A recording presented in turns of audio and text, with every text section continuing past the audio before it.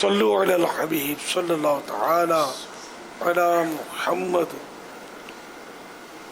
محمد بلال اطاری مرکز لویا لاہور سے کرام. جناب مسجد کریم کی بارگاہ میں یہ سوال ہے کہ دن میں کئی بار اثر سونگنے سے روزہ ٹوٹ جاتا ہے اور بار بار نہانے سے روزہ ٹوٹ جاتا ہے. اس حوالے سے سری لان بھائی فرمائیے گا. جزاک اللہ خیر. پہلے کیا سمجھا؟ عطر. اچھا ہاں، عطر سونگنے سے چاہے 100 بار سونگے یا غسل کرے 100 بار، روزہ اس سے نہیں ٹوٹتا.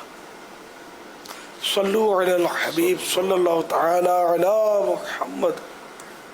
محمد سوائے اطاری باب المدینہ کراچی سے. میرا یہ سوال ہے کہ ناسمجھ بچے اگر نماز میں آگے سے گزر جاتے تو نماز تو نہیں توڑ سکتے ہم، اور اگر یہی حرکت کوئی سمجھدار شخص کرے تو کیا نماز توڑ دینی چاہیے؟ یہ عوام میں غلط مشہور ہے کہ نمازی کے آگے سے کوئی گزرے تو اس کی نماز ٹوٹ جاتی ہے. نمازی کی نماز نہیں ٹوٹتی، نمازی کی نماز میں فرق بھی نہیں آتا. اگر اب بچہ گزرے تو اس پر کوئی گناہ بھی نہیں ہے، بڑا گزرے جان بوجھ کر تو وہ گناہ گار ہوگا. نمازی کی نماز میں کوئی فرق نہیں آئے گا. صلو علی الحبیب صلی اللہ تعالی علی محمد. سوال ہے کہ ایک والد اپنی اولاد کو صدقہ دے سکتا ہے یا نہیں؟ والد اولاد کو زکوٰۃ نہیں دے سکتا، فطرہ بھی نہیں دے سکتا.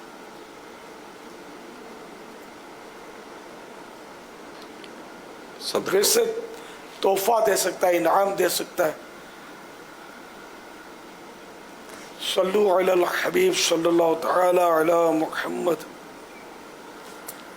میرا میری علیہ سنت کی بارگاہ میں سوال عرض ہے کہ آپ ہمیشہ اکثر فرماتے ہیں کہ دینی کتب کا مطالعہ کرو، علم دین حاصل کرو، لیکن جب ہم اتنا عمل نہیں کرتے تو ہم پھر مطالعہ کرنا چھوڑ دیتے ہیں. اس وجہ سے کہ بہت سی واحدیں ہیں کہ جو علم حاصل کرتا ہے اس پر اتنا عمل نہیں کرتا، اس کے بارے میں یہ سزا ملے گی، یہ ملے گی، اس ڈر سے پھر ہم چھوڑ دیتے ہیں. اتنا عمل تو ہوتا نہیں. برائے مہربانی جواب ارشاد فرما دیجیے.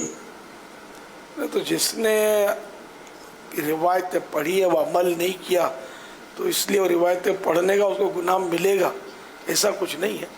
علم حاصل کریں، اللہ توفیق دے گا. عمل کی بھی کوشش کریں. یہ تو شیطان کا بہت بڑا وار ہے، تو پھر سب جاہل رہ جائیں گے. علم دین تو کوئی بھی نہیں لے گا کہ بھئی ہم جانیں گے تو ہم تو پھنس جائیں گے. وہ تو جاہلوں کا قول ہے، جانے اس کو تانے. علم حاصل کرنا چاہیے، بے شک عمل کی بھی بھرپور کوشش کرنی چاہیے. صلو علی الحبیب صلی اللہ تعالی علی محمد.